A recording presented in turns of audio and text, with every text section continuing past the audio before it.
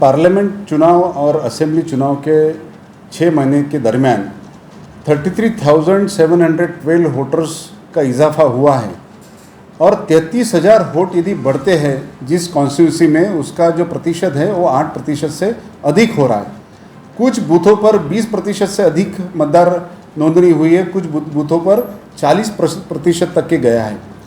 उसके लिए जो प्रक्रिया अडॉप्ट करना जरूरी है वो प्रक्रिया है BLO का रिपोर्ट।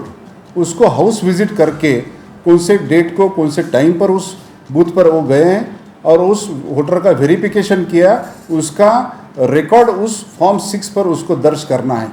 उसके बाद ही उसका नाम उस वोटर लिस्ट में इंक्लूड किया जाता है। मगर इस सारी प्रक्रिया को बाजू में रखते हुए इन्होंने जो भी फॉर्म आए सरसकट उनकी वेरिफिकेशन न करते हुए उनका नाम इलेक्टोरल रोल में इंक्लूड किया है।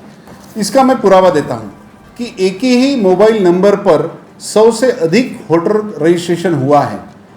एक मोबाइल नंबर एक ही है और 100 लोग हैं, तो एक घर में क्या 100 लोग रहते हैं? एक ही मोबाइल नंबर के 100 लोग हैं।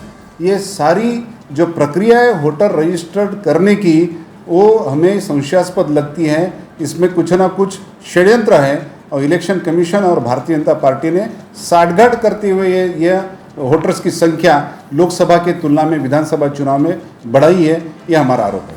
फाइंड आउट किया है हमने किस बूथ पर 20% या उससे अधिक वोटर का इजाफा हुआ है, वो फाइंड आउट हुआ है और रिकॉर्ड पर है।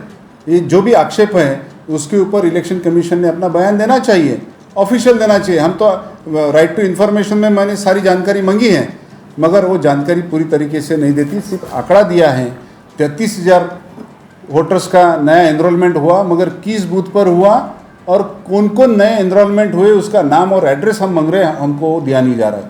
हम CCTV फुटेज वो इलेक्शन प्रक्रिया के दरमियान का मांग रहे हैं, वो नहीं दिया जा रहा है। 17A फॉर्म जो वोटर रजिस्टर्ड है, जो चुनाव के दिन वोटर जब इलेक्शन अपने पोलिंग सेंटर पर जाता है उसके ऊपर उसको सिग्नेचर और उसका वोटर ID का नंबर लिखना पड़ता है। और फॉर्म 17A भी हम मांग रहे हैं, अभी तक के नहीं मिला। CCTV फुटेज नहीं मिल रहा है। इसके आधार पर निश्चित तौर पर ये जो चुनाव है ये भारतीय जनता पार्टी ने चुराया है और इलेक्शन कमीशन के सपोर्ट से चुराया है, ये हमारा थेट आरोप है। देखिए, ये जो इलेक्शन पिटीशन है, ये इसके पहले भी जनवरी में मैंने पहली पिटीशन दायर की, पिछले महीने में दूसरी पिटीशन दायर की। ये जो न्यायालयीन लड़ाई तो निश्चित तौर पर हमारी जारी रहेगी। माननीय उच्च न्यायालय के नागपुर खंडपीठ में ये दोनों याचिकाएं प्रलंबित है।